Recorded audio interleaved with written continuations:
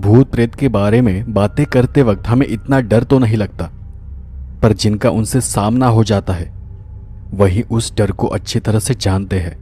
Hello दोस्तों, आपका हमारे स्टोरी वाइज में स्वागत है। दोस्तों, आज मैं आपके लिए लेकर आया हूँ भूत प्रेत छलावा की डरावनी कहानी। तो दोस्तों, आप इस कहानी को पूरा सुने और मुझे उम्मीद है कि आपको ये कहानी ज़रूर पसंद आएगी।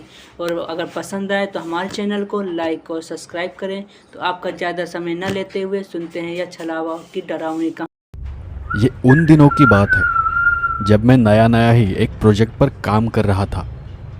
साल 1968 था शायद।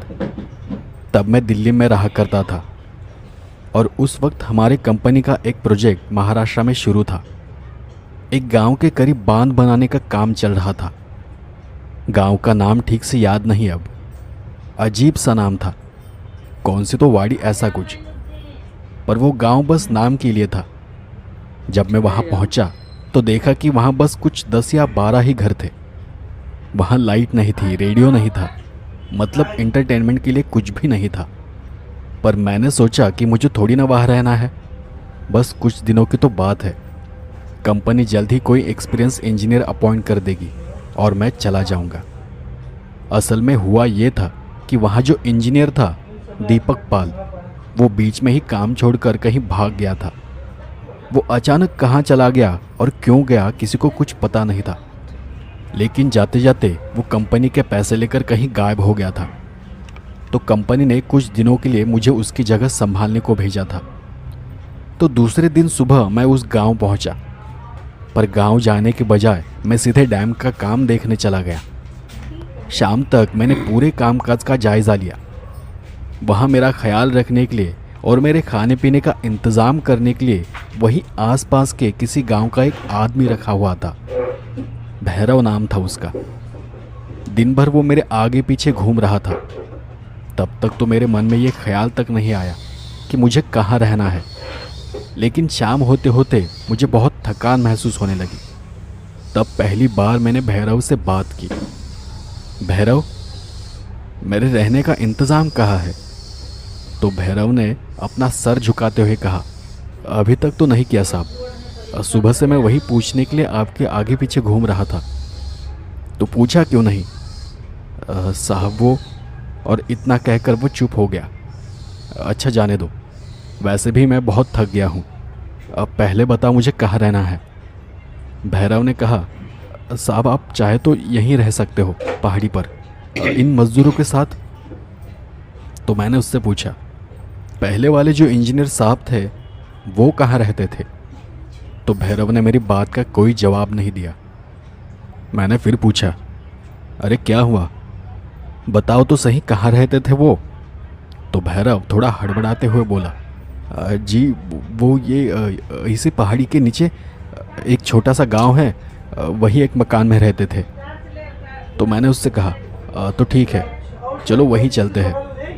तब भैरव ने पीछे हटते हुए कहा, पर साहब वो घर रहने के लिए अच्छा नहीं है, मतलब लाइट और पानी की प्रॉब्लम है वहाँ, इसलिए वो मकान ज़्यादा कोई इस्तेमाल नहीं करता।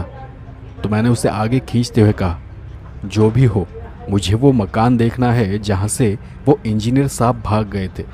चलो मुझे वो मकान दिखाओ। भैरव के चेहरे को देख अब भी ऐसा लग रहा था जैसे वो मुझसे कुछ कहना चाहता हो, लेकिन फिर भी वो बिना कुछ कहे आगे आगे बढ़ रहा था। वो ठंड के दिन थे। जब हम घर जाने के लिए निकल पड़े तब अंधेरा हो चला था। गांव का वो मकान डैम से बस 15 मिनट की दूरी पर था।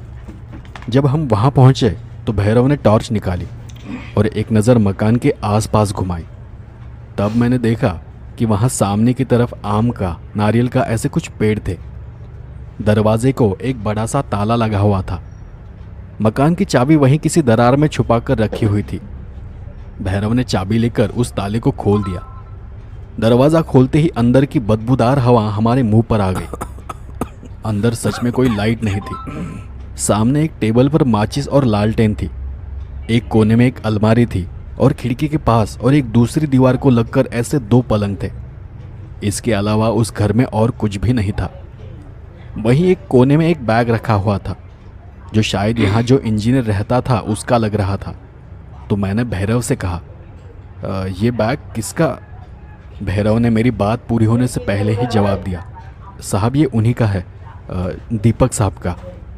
तो मैं कुछ देर के लिए सोच में पड़ गया कि अगर सच में वो भाग गया होता तो वो आराम से बैग लेकर चला जा सकता था, पर वो बैग यहाँ छोड़कर क्यों गया होगा। तब तक भैरव ने अंदर रखे हुए लालटेन को और कुछ दियों को जला दिया। अब घर में अच्छी खासी रोशनी हो गई थी। वहाँ ठंड इतनी ज़्यादा थी कि वहाँ किसी लाइट, किसी फैन की ज़रूरत नहीं थी। दिए जलाने के बाद भैरव मेरे लिए खाना लाने गांव चला गया।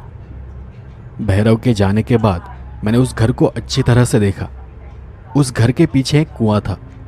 मैंने कुएं से 2 बाल्टी पानी निकाला और वहीं अपने हाथ पैर धो लिए। ऊपर आसमान में चांद कहीं दिखाई नहीं दे रहा था। कौन सी रात थी पता नहीं, पर अंधेरा बहुत ज़्यादा था। शायद चांद निकलने में अब भी वक्त था, लेकिन पहाड़ों से नीचे उतरती ठंडी हवाओं की वजह से बाहर बहुत ठंड लग रही थी। कुछ ही देर में भैरव गांव के किसी घर से मेरे लिए खाना लेकर वापस आ गया। शायद मेरे आने से पहले ही उसने मेरे खाने का इंतज़ाम कर रखा था। भैरव ने मेरी थाली लगाई और खुद भी मेरे पास बैठ गया। मैंने भैरव से पूछा, तुम कहाँ रहते हो? तो उसने कहा, पास ही के गाँव में। और तुम्हारे पत्नी बच्चे सब? तब भी भैरव ने मेरी बात पूरी होने से पहले ही जवाब दिया, मेरा कोई नहीं है। उसने बहुत ही रूखी आवाज़ में मुझे जवाब दिया। खाना होने के बाद भैरव ने डिब्बा उठाया और सुबह होते ही वापस आ जाऊंगा इतना कहकर वो सीधे घर से बाहर चला गया। मैं भी उसके साथ साथ मकान के बाहर के गेट तक चला गया। बाहर इतनी ठंड थी कि शरीर में सनसनाहट पैदा कर रही थी। भैरव तेजी से चला जा रहा था। कुछ ही पल में वो अंधेरे में कहीं गायब सा हो गया। भैरव के जाते ही जैसे ही मैं पीछे घर की ओर मुड़ा तो कांच की खिड़कियों से अंदर की लालटेन की रोशनी बाहर आती दिखाई दे रही थी। और तब एक पल के लिए मुझे वहम हुआ कि उसी में से एक खिड़की के बाहर कोई खड़ा है। वो शायद मेरा वहम ही था, क्योंकि अगले ही पल खिड़की खाली थी, वहाँ कोई नहीं था। मैंने उस बात को टाल दिया और अंदर जाकर सोने की तैयारी कर ली। लेकिन कई दिनों से मकान बंद होने की वजह से अंदर रखी हुई हर एक चीज़ से अजीब सी बदबू आ रही थी। तो मैंने आराम कुर्सी को बाहर निकाला और वहीं बैठे बैठे मैंने एक सिगरेट सुलगाई। कुछ भी कहो, लेकिन मुझे वहाँ सुकून लग रहा था। शहर से भागदौड़ से दूर मेरे मन को सब शांत लग रहा था। तो उस रात मैं बहुत आराम से सो गया। दूसरे दिन एकदम सुबह सुबह भैरव घर आ पहुंचा। आते ही उसने मुझे चाय और नाश्ते के बारे में पूछा। मैंने उसे चाय नाश्ता वही लेकर आने को कहा। मेरी सारी तैयारी होने तक भैरव चाय नाश्ता लेकर वापस आ भी गया। नाश्ता होने के बाद फिर हम दोनों डैम पर निकल गए। दिन भर बहुत भाग दौड़ हुई। सब काम देखते समझते रात हो गई, इसलिए मैंने वहीं उन मजदूरों के साथ खाना खा लिया। खाना होने के बाद भैरव अपने घर जाने के लिए निकल रहा था कि मैंने उसे रोककर मेरे साथ घर आने को कहा। लेकिन इतनी रात को घर आने की बात सुनकर उसके चेहरे का रंग ही उड़ गया। वो एकदम शांत हो गया। मैंने उससे फिर कहा, अरे चलो भी, मुझे भी कंपनी हो जाएगी। लेकिन शायद वो मेरे साथ उस घर में आना नहीं चाहता था। किसी तरह मैंने उसे घर आने के लिए राज़ी कर लिया। लेकिन रास्ते भर में उसका ध्यान बार बार आसपास की सुनसान जगहों पर जा रहा था। हवाओं और पत्तों की सरसराहट से उसका बदन कांप उठता था। किसी तरह उस ठंड में ठिठुरते हुए हम घर पहुंचे। तब जाकर भैरव को सुकून महसूस हुआ। उसने अंदर जाते ही अपनी जेब से एक बोतल निकाली और कुछ घूंट पीकर वो आते ही दीवार से लगे पलंग पर लेट गया। मैंने टेबल पर रखी लालटेन की लौ को कम कर दिया। उसकी हल्की रोशनी भी मेरे लिए काफ़ी थी। अब अचानक से मुझे बहुत थकान महसूस होने लगी और मैं जाकर अपने बिस्तर में सो गया। मेरी आंखें नींद से बंद ही हो रही थी कि मुझे किसी की बारीक आवाज़ में पुकार सुनाई दी।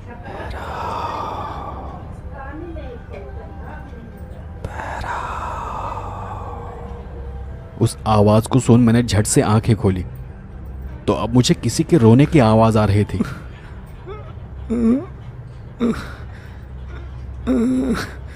लेकिन पहली वाली आवाज़ अलग थी, जबकि दूसरी रोने की आवाज़ किसी आदमी के रोने की थी।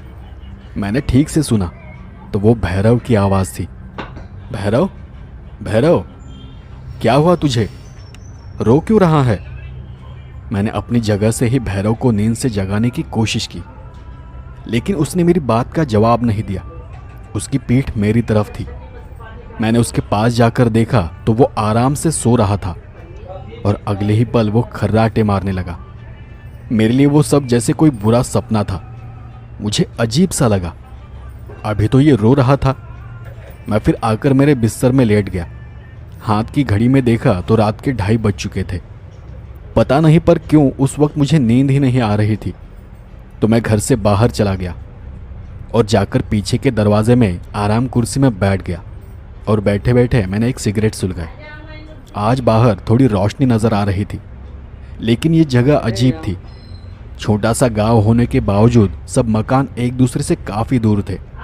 घर के पीछे ही छोटा सा आंगन था और उसी आंगन में एक कुआं था। आसपास घुटनों तक घास उगी हुई थी और नज़र उठाओ तो सीधा आगे कुछ दूरी पर ऊंचे ऊंचे पहाड़ थे। जब मैं आसपास के नज़ारे को देख रहा था तब मुझे कुएं के पास कुछ हलचल महसूस हुई। वो देख मैं थोड़ा चौकन्ना हो गया। मैंने उसे ठीक से देखने की कोशिश की, पर वो क्या था वो मुझे ठीक से दिखाई नहीं दे रहा था। लेकिन उसके आकार से ऐसा लग रहा था जैसे कोई मेरी तरफ पीठ करके बैठा हुआ हो और वो अपने कंधे को, सर को घुटनों में छुपाकर झुककर अपने बदन को सिकुड़कर बैठा हुआ है। बदन पर गीले कपड़े हैं। चांद की रोशनी में मैं उसे ठीक से देख नहीं पा रहा था। उस सुनसान जगह इतनी रात को कौन आने की हिम्मत कर सकता है? बाहर ठंड भी बहुत थी और घना कोहरा भी था। तो मैं बार बार उसे ठीक से देखने की कोशिश कर रहा था और ये सोच रहा था कि कहीं मेरी आंखें धोखा तो नहीं खा रही। वहाँ हलचल तो दिखाई पड़ रही थी, पर वो क्या था वो मैं अब भी समझ नहीं पा रहा था। मैंने सोचा पास जाकर देखना ठीक रहेगा और मैं वहाँ की पुरानी पत्थरों की सीढ़ियाँ उतरने लगा। 1-2 सीढ़ियाँ उतरने के बाद मैं अचानक अपनी जगह पर ही रुक गया। सोचा कि ये अनजान और सुनसान इलाका है। मैं यहाँ किसी को जानता तक नहीं और यहाँ कैसे कैसे लोग रहते हैं वो तक नहीं जानता, तो शायद जान का खतरा भी हो सकता है। और मैं वापस पीछे मुड़ गया, सिगरेट खत्म की और सीधे घर के अंदर चला गया। अंदर से दरवाज़ा लगा लिया और जाकर अपने बिस्तर में सो गया। सुबह के 6:30 बजे मेरी आँख खुली। तब तक भैरव मेरे लिए चाय लेकर आ चुका था। आज मुझे बहुत काम था। मैं उठते ही मुंह हाथ धोने के लिए कुएं पर चला गया। वहाँ जाते ही मुझे वो रात की परछाई याद आ गई और मेरी नज़र अपने आप ही उस जगह एक पत्थर की ओर चली गई जहाँ मैंने कल रात किसी को बैठे हुए महसूस किया था। वो जगह अब भी गीली थी, वहाँ अब भी कहीं कहीं पानी था। फिर सोचा कि रात शायद मैंने ही पानी की बाल्टी उस जगह रख दी होगी और मुझे अभी याद नहीं होगा, और शायद मैं बिना वजह उन सब बातों का अलग मतलब निकाल रहा था। और ऐसा सोचकर मैं अपने रोज़मर्रा के कामों में जुट गया। जब मैं डैम पर गया तब मुझे ध्यान में आया कि भैरव की आंखें बहुत लाल लाल हो चुकी थी, जैसे रात उसकी नींद पूरी न हुई हो। और तब मुझे उसकी वो नींद में रोने वाली बात याद आ गई और फिर मैंने भैरव से उस बात के बारे में पूछा, भैरव, रात अचानक तुम्हें कुछ हो गया था? मतलब कोई बुरा सपना वगैरह देख लिया था क्या? तो भैरव ने पूछा, मतलब साहब? मैंने कहा, अरे रात को अचानक ही तुम कराने लगे थे और फिर रोने भी लगे। तो उसने कहा, नहीं मुझे कुछ याद नहीं, मतलब किस बारे में आप बात कर रहे हो? और इतना बोलकर वो वहाँ से चला गया। शायद वो मेरी बात का जवाब देना टाल रहा था। उसी दिन शाम को मैं ऐसे ही गांव घूमने चला गया। जैसे कि मैंने पहले ही कहा है कि वो गांव नाम के लिए था। वहाँ बस कुछ 10-12 घर थे और वो घर भी एक दूसरे से अच्छी खासी दूरी पर थे। गांव में हर कोई भैरव को जानता था और उसी गांव के कुछ लोग डैम पर काम कर रहे थे, तो वो भी मुझे जानते थे। कुछ लोगों से बातें करते करते मैंने भैरव का नाम लिया, तो उसका नाम आते ही सब चुप हो जाते थे या फिर दूसरी कोई बात करते थे। उसके बाद मैं घर वापस आ गया। घर का दरवाज़ा खुला हुआ था, लेकिन भैरव कहीं नज़र नहीं आ रहा था। मैं आराम से कुर्सी पर बैठ गया, एक सिगरेट सुलगाई और मैं सोचने लगा। मैं उन चीज़ों को आपस में जोड़ने की कोशिश कर रहा था। मतलब अब तक मैंने जो देखा था वो अगर मेरा वहम नहीं है तो जिस दिन मैं यहाँ आया था उसी दिन भैरव यहाँ रुकने से मना कर रहा था। उसी रात मैंने खिड़की में एक धुंधली सी परछाई देखी थी और कल रात भी मैंने किसी को देखा था। ये भैरव भी अजीब है, ठीक से कुछ बता नहीं रहा। पिछला इंजीनियर अचानक कहाँ गया वो भी किसी को पता नहीं है। न जाने क्यों पर मुझे अंदर से ऐसा लग रहा था जैसे यहाँ मेरी जान को खतरा है। अभी तक अंधेरा हुआ नहीं था। आज मैं जल्दी घर वापस आ गया था। तब भैरव भी मुझे ढूंढते हुए घर आ पहुंचा। दरवाजे में आते ही उसने कहा, क्या साहब, कितना ढूंढा आपको, आप डैम पर भी नहीं थे तो लगा आप घर पर होंगे। घर आया तो आप घर पर भी नहीं थे। मुझे बहुत डर लग रहा था। मैं फिर गांव गया, तब किसी ने बताया कि आप घर गए हो। मैंने भैरव को कुर्सी पर बैठने को कहते हुए उससे कहा, भैरव, मुझे तुमसे एक बात पूछनी है। तो भैरव ने कहा, क्या साहब?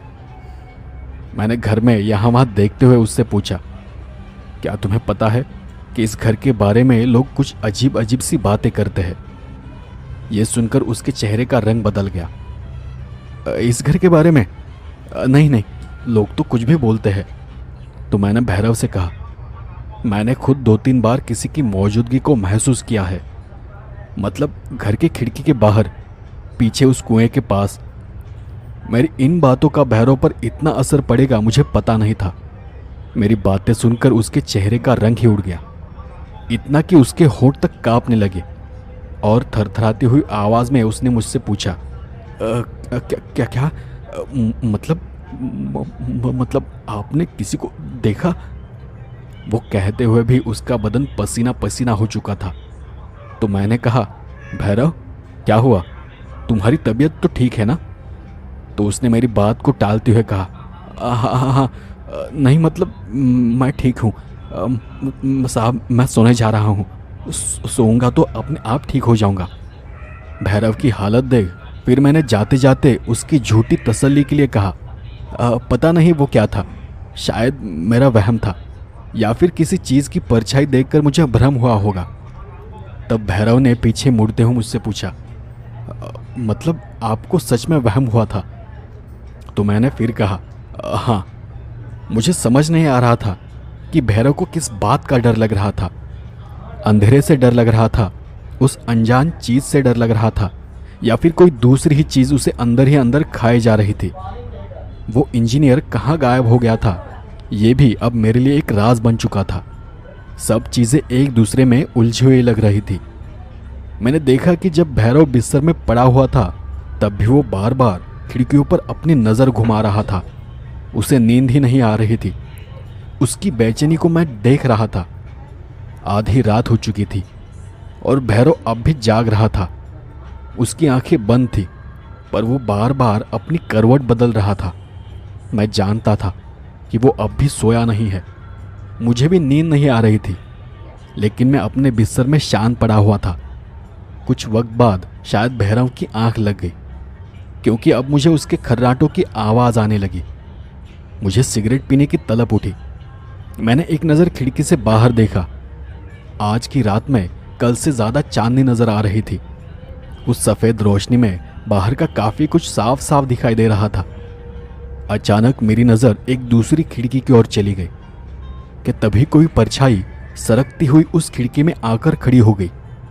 मैंने ठीक से देखा था, वो खिड़की के पास चलकर नहीं आई थी, वो एक तरफ से सरकते हुए आ रही थी। उसने अपने सर पर कुछ ओढ़ रखा था। उसका आकार इंसान जैसा था और वो आकार अब खिड़की के अंदर झांक कर देख रहा था। वो देख मेरी सांस रुक सी गई। सर एकदम से भारी लगने लगा था। मेरी अपनी जगह से हिलने की हिम्मत ही नहीं हो रही थी। ऐसा लग रहा था जैसे सब अपनी जगह पर रुक गया हो, आसपास सब जैसे थम गया हो। पर उस परछाई को देख मैं खुद अपनी जगह पर ही जम गया था।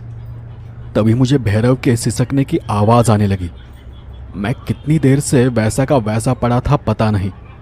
छाती पर कुछ बोझ सा लगने लगा। सर एकदम सुन्न सा हो गया। मैं अपने हाथ पैर तक हिला नहीं पा रहा था। ऐसा लग रहा था जैसे अब मेरा दम घुट रहा है। मुझे हल्की हल्की सांसें लेने के लिए भी भारी जोर लगाना पड़ रहा था।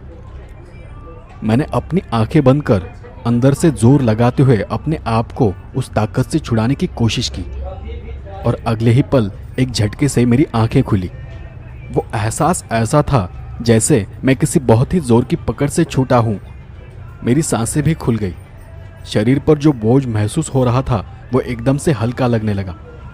मेरी नज़र सामने गई तो वहाँ खिड़की में अब कोई नहीं था, बस बाहर चांद की सफ़ेद रोशनी नज़र आ रही थी। लेकिन उस वक्त तक मैं इतना पसीना पसीना हो चुका था कि माथे से पसीना नीचे टपक रहा था। उस ठंड में भी मेरा शरीर पसीने से भर चुका था। मुझे समझ ही नहीं आ रहा था कि मेरे साथ ये अचानक क्या हुआ था। क्या मैं अब भी नींद में था, या फिर मैंने कोई बुरा सपना देख लिया था, या ये सब जो मैंने अभी महसूस किया वो सब सच था। मैंने भैरव को देखा तो वो अब भी आराम से सो रहा था। अब बस उसकी नींद में कराहने की आवाज़ आ रही थी। मैं वैसा ही पड़ा रहा और फिर से सब बातों के बारे में सोचने लगा। मैं हर एक चीज़ को, हर एक कड़ी को जोड़कर देख रहा था। सोचते हुए उस रात मेरी कब आंख लग गई मुझे पता ही नहीं चला। सुबह मैं डरकर बिस्तर में उठकर बैठ गया। शायद ये रात जो हुआ था उसका असर था, या फिर मैंने फिर कोई बुरा सपना देख लिया था जो कि मुझे अब याद नहीं आ रहा था। सूरज अब भी पूरी तरह से उगा हुआ नहीं था, लेकिन उगते सूरज की रोशनी आसमान में सब तरफ फैल चुकी थी। मैंने एक सिगरेट ली और आराम कुर्सी को दरवाजे से बाहर ले जाकर उसमें बैठ गया। मैंने उस खिड़की को देखा जहाँ कल रात मैंने किसी परछाई को देखा था। वही परछाई जो सरकते हुए खिड़की में आ गई थी, जो खिड़की से घर के अंदर झांकने की कोशिश कर रही थी। वहाँ की जगह गीली थी। जो मैंने देखा वो सच था, या अब भी वो मेरा कोई भ्रम था, या शायद मैं खामखा ही पागलों की तरह कुछ भी सोचे जा रहा हूँ। अगर ये सब सच भी है तो मेरा उससे क्या लेना देना है। बार बार उन सब बातों को सोचकर मेरा दिमाग अब दर्द करने लगा था, तो मैंने फिर उन बातों को टाल दिया। उस मकान में मेरा वो चौथा दिन था। मुझे उस सब से इतना डर नहीं लग रहा था, क्योंकि किसी भी वजह से अभी तक मुझे कोई नुकसान नहीं हुआ था, और नहीं मुझे नुकसान पहुंचाने का कोई इरादा नज़र आ रहा था। लेकिन वो सब जो मुझे नज़र आ रहा था वो क्या था? वो भैरव को क्यों नज़र नहीं आ रहा था? भैरव के सिसकने का, रोने का उस परछाई से क्या संबंध है? मुझे कुछ पता नहीं चल रहा था। मैं दिन भर बाहर रहता था, लेकिन घर आते ही मुझे अजीब सा लगने लगता। मैं जब भी भैरव को देखता उसका चेहरा खिंचा खिंचा नज़र आता। वो ज़रूर किसी बात से घबराया हुआ था। वो मुझसे कुछ छुपाने की कोशिश कर रहा था, लेकिन रात को वो आराम से सो भी जाता। उसके पास हमेशा शराब की एक बोतल रहती थी। नींद आने के लिए वो शराब का सहारा ले रहा था। उसके अगले कुछ दिन मुझे इतना काम था कि कुछ सोचने का वक्त ही नहीं मिला। दिन भर मैं इतना थक जाता कि बिस्तर पर गिरते ही मुझे नींद आ जाती थी। तो उन सब में न ही मैंने कुछ अजीब महसूस किया और न ही कुछ दिखाई दिया। ऐसे ही 4-5 दिन गुजर गए, और एक दिन की बात है, वो रविवार का दिन था शायद, और मुझे काम से छुट्टी थी। तो बातों बातों में मुझे पता चला कि पास ही के गांव में एक छोटा सा मूवी टॉकीज़ है, जहां पर बहुत दिनों बाद कोई मूवी आया हुआ है। तो उस दिन मैंने मूवी का प्लान बनाया और मैं भैरव को अपने साथ लेकर वहां चला गया। हालांकि मैंने वो मूवी देखा हुआ था, लेकिन गांव वालों के लिए वो नया था। लेकिन फिर भी मनोरंजन के लिए वहाँ दूसरा कोई भी साधन नहीं था। जब हम घूम फिर कर वापस घर के लिए निकले तो रात के 10:30-11 बज चुके थे। उस वक्त हमारे गांव की तरफ जाने वाले हम दोनों ही थे। तब भैरव मुझे ज़रा डरा डरा सा लग रहा था। वो बार बार टॉर्च चालू कर आसपास देखे जा रहा था। असल में उसकी ज़रूरत ही नहीं थी, क्योंकि आसपास चांद की अच्छी खासी रोशनी थी। आखिरकार हम चलते चलते घर के आंगन तक पहुंच गए। चाबी मेरे पास थी, तो इस बार मैंने दरवाज़ा खोला, लेकिन भैरव तब भी टॉर्च की रोशनी ताले पर मारने के बजाय यहाँ वहाँ घुमा रहा था। आखिरकार हम दोनों घर के अंदर चले गए। रात बहुत हो चुकी थी और अब मुझे कुछ भी नहीं चाहिए था। मुझे बस आराम से सोना था। सोने से पहले मुझे बस एक सिगरेट पीनी थी। मैं हमेशा की तरह घर के बाहर की आराम कुर्सी में जाकर बैठ गया। सिगरेट खत्म होने के बाद पीछे का दरवाज़ा बंद कर मैं पीछे मुड़ा ही था कि मुझे वो दिखाई दी, और उसे देख मैं अपनी जगह पर रुक गया। वो वही परछाई थी जिसे मैंने 2-3 बार देखा था। लेकिन ये है कौन और इतनी रात को घर के अंदर क्या कर रही है? वो घर में यहाँ वहाँ घूम रही थी। मुझे लगा कोई पागल तो नहीं, तो मैंने उसे आवाज़ तक दी, कौन है, क्या चाहिए तुम्हें? लेकिन शायद मेरी आवाज़ उस तक पहुंची ही नहीं और तभी वो मेरे नज़रों से आगे निकल गई, या फिर शायद उसने मेरी बात को नज़रअंदाज कर दिया था। मैं आगे बढ़ा तो वो खिड़की के पास खड़ी थी। खिड़की के बाहर से अंदर आती चांद की रोशनी में मैं उसे देख पा रहा था। मुझे देख उसने अपनी गर्दन जरा भी नहीं हिलाई। वो बस किसी चीज़ को देखे जा रही थी। मतलब उसकी आंखें बिल्कुल उसी चीज़ पर गड़ी हुई थी। उसके कपड़े भीगे हुए थे।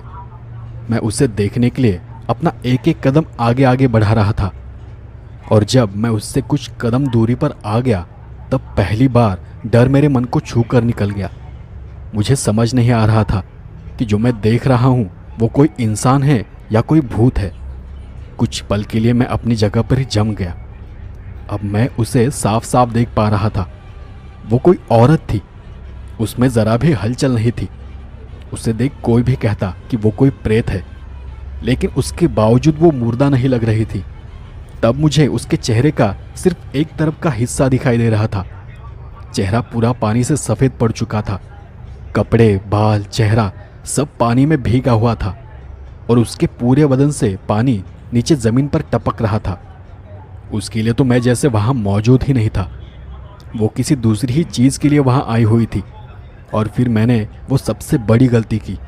मैं उसके सीधे बिल्कुल सामने जाकर खड़ा हो गया और सामने से उसके चेहरे को देखा।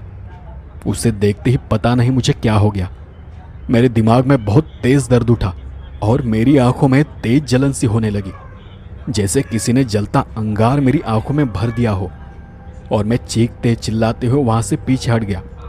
मेरी आवाज़ को सुनकर भैरव नींद से जाग उठा और उसने हड़बड़ाते हुए मुझसे पूछा, क्या क्या हुआ साहब, क्या हुआ? मैंने उसे खिड़की की ओर इशारा करते हुए कहा, वहाँ कोई है। कुछ ही पल में मेरी आंखों की जलन थम गई। तब मैंने आंखें खोल कर देखा तो सामने खिड़की के पास कोई नहीं था। भैरव ने अब की बार डरते हुए पूछा, कौन है साहब? आपने किसे देखा साहब? उसके डरे हुए चेहरे को देख तब मैं अंदर ही अंदर ये सोचने लगा कि इसे क्या बताऊं कि मैंने अभी अभी एक औरत को देखा जो कि खिड़की के पास खड़ी थी, पानी में भीगी हुई थी। उसके बाल भीगे हुए और चेहरे से चिपके हुए थे। दोनों आंखें पूरी खुली थी पर आंखों के अंदर पुतलियां ही नहीं थी। मुंह पूरा खुला था लेकिन मुंह के अंदर हरी हरी काई थी, जैसे हमें किसी कुएं या नदी के पानी में नजर आती है। भैरव ने फिर पूछा, बताओ ना साहब, आपने क्या देखा? तो मैंने ठंडे दिमाग से कहा, अरे कुछ नहीं, बस भ्रम हुआ शायद। उस पल भर में उसके चेहरे का रंग उतर गया था और उसका चेहरा लाल लाल हो चुका था। लेकिन मेरी बात सुनकर अब वो मुझ पर गुस्सा होने लगा। साहब, ये तीसरी चौथी बार है कि आप मुझे डरा रहे हो। आप खुद को क्या समझते हो? आप कोई पुलिस हो? कौन हो आप और क्या जानना चाहते हो? भैरव गुस्से में कुछ भी बड़बड़ाए जा रहा था तो मैंने उसे शांत करते हुए कहा, मैं कोई पुलिस वगैरह नहीं हूँ, पर जो कुछ भी तुम्हारे अंदर है मुझे बता दो, शायद तुम्हारे दिल का बोझ उतर जाए, तुम्हें अच्छा लगे। कुछ देर शांत रहने के बाद भैरव ने फिर से मुझसे पूछा, आपने सच में किसी को देखा वहाँ? मैंने भी कहा, हाँ सच में देखा। वो कोई औरत थी, खिड़की के पास खड़ी थी। वो घर के अंदर किसी चीज़ को देख रही थी, लेकिन जब मैंने पास जाकर उसके चेहरे को देखा तो उसका चेहरा डूबकर मरे हुए इंसान जैसा था, सफ़ेद पड़ा हुआ, बिना आँखों का। शरीर पर और मुंह में हरी हरी काई थी। इतना होने के बावजूद भैरव मुझे कुछ भी बताने को तैयार नहीं था। लेकिन उस बारे में सोचते सोचते रात में कभी तो मेरी आंख लग गई। सुबह उठते ही मैंने चाय ली और भैरव को वहीं रोका। भैरव, सच क्या है मुझे बताओ। तब भैरव ने कहा, मुझे जाना होगा साहब, आपके नाश्ते का इंतज़ाम करना है। मैंने फिर उससे थोड़ा गुस्से में ही कहा, नाश्ता मेरे लिए इतना इम्पोर्टेंट नहीं है भैरव, और अगर तुमने मुझे कोई जवाब नहीं दिया ना तो सीधे मैं तुम्हारी कंप्लेंट कर दूंगा और कहूँगा कि इंजीनियर के गायब होने के पीछे तुम्हारा ही हाथ है, क्योंकि मुझे अब तुम पर शक होने लगा है। और मैं ये भी जानता हूँ कि वो परछाई तुम्हें ही देखने आती है। तो भैरव ने अपनी सफाई में कहा, लेकिन मैंने उन साहब को नहीं मारा साहब। भैरव ने बातों बातों में मुझे ये बता दिया था कि पहले जो इंजीनियर यहाँ था वो भागा नहीं है, उसकी मौत हो गई है। तो मैंने उसे पकड़ते हुए पूछा, मतलब वो भागा नहीं है? मतलब कंपनी को गलत खबर दी गई थी और तुमने मारा नहीं है, मतलब उसका ज़रूर खून हुआ है ना? मेरे सवाल सुनकर भैरव शांत बैठ गया और अपने हाथों से इशारा करते हुए मुझे शांत रहने को कहा। बताता हूँ, ठीक से बताता हूँ साहब। राशि नाम था उनका। पहले जो इंजीनियर साहब यहाँ रहते थे उनकी पत्नी, कुछ महीने पहले वो यहाँ आई थी उनके साथ, पर उनमें कभी बनती नहीं थी। वो किसी न किसी बात को लेकर हमेशा झगड़ते रहते थे और ऐसे ही एक दिन वो घर छोड़कर चली गई। उनके पति को उन पर शक था शायद। उन्हें हमेशा लगता कि उनका बाहर कहीं चक्कर चल रहा है। उनकी बातों से तो मुझे हमेशा यही लगता था। उस वक्त मैं यहाँ घर में सारे काम किया करता था। वो जब भी यहाँ आती उनमें हमेशा झगड़ा ही होता था, इतना कि कभी कभी वो इंजीनियर साहब बहुत गुस्सा हो जाते थे। और एक दिन उन्होंने मुझे कुछ सामान लाने के लिए दूसरे शहर भेज दिया। रात में जब वापस आया तो मैंने देखा कि उनकी पत्नी आंगन में बेहोशी की हालत में पड़ी हुई थी और तब वो उसके गले में पत्थर बांध रहे थे। फिर उन्होंने उसे उठाकर घर के पीछे वाले कुएं में धकेल दिया। मैंने उन्हें वो करते हुए देखा था तो उन्होंने मुझे चुप रहने के लिए कुछ पैसे देने का वादा किया। वो सब होने के कुछ दिन बाद उन्होंने कई बार मुझसे एक बात का जिक्र किया था कि उन्हें राशि, मतलब उनकी पत्नी, दिखाई देती है इसी घर की खिड़की के बाहर, बिल्कुल वैसी ही जैसी आपने बताई थी। और उसके कुछ ही दिन बाद साहब गायब हो गए। मैं किसी चक्कर में फंसना नहीं चाहता था, इसलिए मैंने लोगों से झूठ कहा। अब वो सच में मर गए हैं या पैसे लेकर कहीं भाग गए हैं मुझे कुछ पता नहीं, लेकिन ये उनकी पत्नी की आत्मा है जो मुझे मार देना चाहती है। पर साहब, मैंने कुछ नहीं किया। मैं डर गया था कि कहीं मैंने किसी को कुछ बताया तो मैं ही फंस जाऊंगा। भैरव की बात सुनकर मैंने भैरव से कुछ नहीं कहा। सच कहूँ तो मुझे अब भी उसकी बातों पर यकीन नहीं हो रहा था, क्योंकि भैरव जो बता रहा है अगर वो सच है तो वो इतना क्यों डर रहा था। उसे देख कोई भी कह सकता था कि भैरव को अपनी मौत का डर सता रहा है। आखिर में उसने डरते हुए ही कहा, साहब अगर कुछ दिखाई दिया तो मुझे जगा देना। उसकी इस आवाज़ में डर था। इस बार भी उसकी आवाज़ काँप रही थी। मेरे मन में अब भी कई सवाल थे। मतलब भैरव जो मुझे बता रहा था सब सच में वैसा ही हुआ था या अब भी वो मुझसे कुछ छुपा रहा है। भैरव ने हमेशा की तरह शराब की बोतल मुंह को लगाई और कुछ ही देर में उसकी आंख तक लग गई। जब मेरी आंख खुली तो महसूस हुआ कि कमरा बंद होने के बावजूद कमरे में ज़रूरत से ज़्यादा ठंड है। हालांकि लालटेन की वजह से कमरे में थोड़ी बहुत गर्मी रहती है, लेकिन अचानक ही वहाँ अजीब सी, कड़वी सी, सड़न जैसी बदबू आने लगी, जैसे मुझे पहले दिन यहाँ आने पर आई थी। कमरे के अंदर की हवा में एक तरह का भारीपन था। मुझसे तो सांस तक नहीं ली जा रही थी, घुटन सी हो रही थी। ऐसा लग रहा था जैसे झट से उठकर कमरे से बाहर चला जाऊं। लेकिन तब मुझे एहसास हुआ कि मैं अपनी जगह से हिल तक नहीं पा रहा। तब मैंने किसी तरह अपनी आंखें खोली। आंखें खोलने में भी मुझे तकलीफ हो रही थी। मैं अपना सिर तक घुमा नहीं पा रहा था। मैंने अपनी नज़र यहाँ वहाँ घुमाकर कमरे में देखने की कोशिश की तो वो वहीं खड़ी थी, पास ही, भैरव के बिस्तर के पास, और झुककर उसे देख रही थी। उसे देख उस हालत में भी मेरा दिल दहल उठा। पल भर में कई सारी बातें दिमाग में दौड़ रही थी, लेकिन मैं चाहकर भी कुछ नहीं कर पा रहा था। अब तक जो घर के आसपास मंडरा रही थी वो काली परछाई अब घर के अंदर आ चुकी थी। वो किसी चीज़ का इंतज़ार कर रही थी शायद।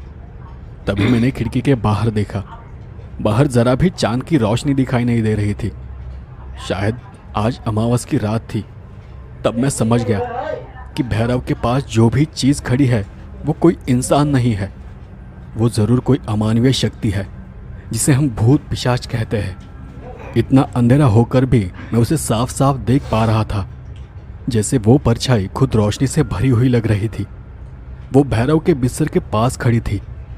ये मेरी नज़र से मुझे दिखाई दे रहा था। लेकिन भैरव को उस वक्त क्या नज़र आ रहा था इसका अंदाज़ा लगाना भी मुश्किल है। वो उससे कुछ कहने की कोशिश कर रहा था, पर उससे ठीक से बोला तक नहीं जा रहा था। माफ करो, मैंने नहीं, साहब ने बोला, मेरी गलती नहीं है। तभी वो परछाई और थोड़ा नीचे झुकी, बिल्कुल भैरव के चेहरे के सामने। उसके गीले बाल भैरव के चेहरे को छू रहे थे, पर शायद भैरव की भी हालत मेरे जैसी थी। वो भी अपनी जगह से बिल्कुल भी हिल नहीं पा रहा था। उसके गीले बालों से पानी भैरव के चेहरे पर टपक रहा था। भैरव उससे माफ़ी मांग रहा था, रो रहा था, पर अगले ही पल उस परछाई ने अपनी बाहें फैला दी और भैरव को अपनी बाहों में जकड़ लिया। वो देख मैंने अपनी आंखें बंद कर ली। अगले कुछ सेकंड तक मैंने बस दम घुटने की और तड़पने की आवाज़ सुनी।